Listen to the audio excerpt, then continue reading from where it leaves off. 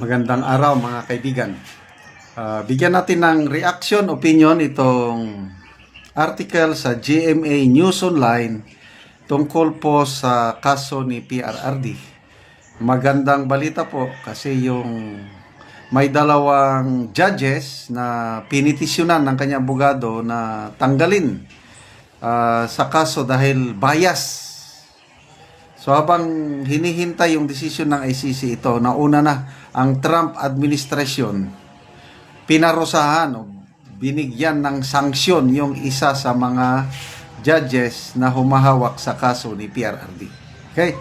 Ito, balita ng GMA News Online. ICC judge in Duterte case among those sanctioned by Trump admin. Published June 6 ngayon. Okay, President Donald Trump's administration on Thursday imposed sanction on 4 judges at the International Criminal Court. So, an unprecedented retaliation over the War Tribunal's issuance of an arrest warrant for Israeli Prime Minister Benjamin Netanyahu and a past decision to open a case into alleged war crimes by U.S. troops in Afghanistan. So, Romeres back ang US sa ICC in support to Israel and of course their American troops. So, 4 itong judges. So, sino-sino sila? Okay, ito. Solomi Balongi Busa of Uganda. Yan. Sanksyon yan, naparusahan. Luz del Carmen Ibanez of Carranza, Peru. Pangatlo, Ren Adelaide Sophie Alapini Ganzo of Benin. Ito yung isa sa mga judges sa kaso ni PRRD na parusahan.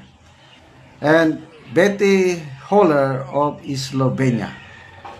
So, according to a statement from U.S. Secretary of State Marco Rubio, in-announce yung sanction ng 4 na judges. Yan. Alapini Ganzo is among the judges handling the case against former President Rodrigo Duterte. She is also one of the 2 ICC judges being asked by the Duterte camp to be disqualified from handling the case. So, ano ang epekto sa mga judges na nasanksyon? Anong mangyari sa kanila? Ito. As ICC judges, these 4 individuals have actively engaged in the ICC's illegitimate and baseless actions targeting America and our close ally Israel. The ICC is politicized and falsely claims unfettered discretion to investigate, charge, and prosecute nationals of the United States and our allies, sabi ni Secretary Rubio. Okay, ito na ang mangyari sa kanila.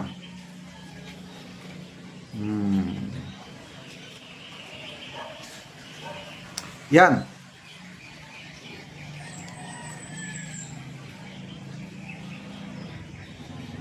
Sanctions severely hamper, ito yung epekto.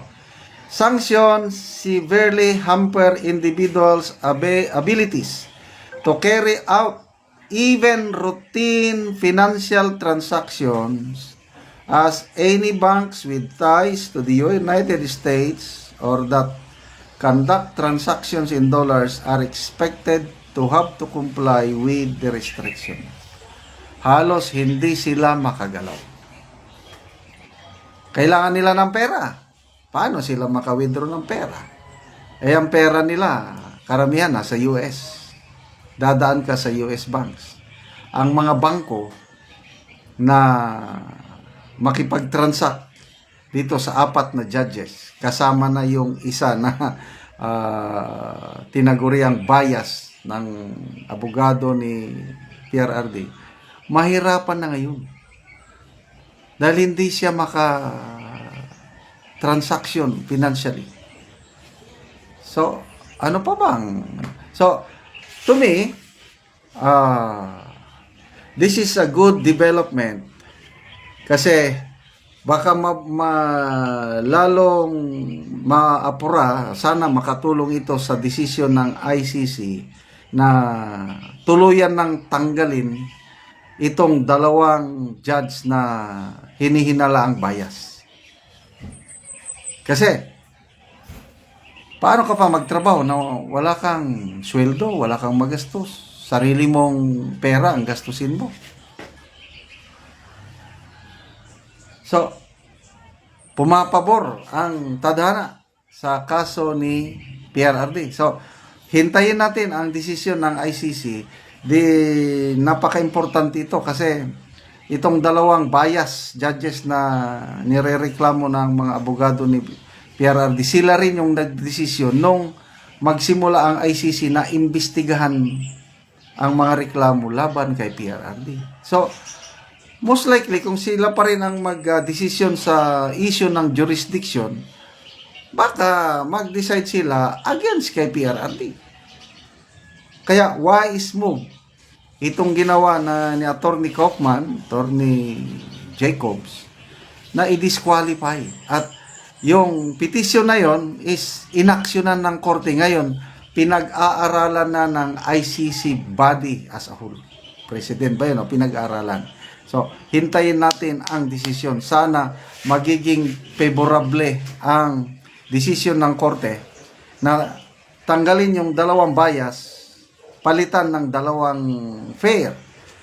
So, 3 judges na fair, pag-aralan ngayon yung argument na wala ng jurisdiction ng ICC sa Pilipinas sa kaso ni PRRD. So, kung wala ang jurisdiction, edi wala na. Quits na ang kaso dahil wala namang jurisdiction. Di ba ganon?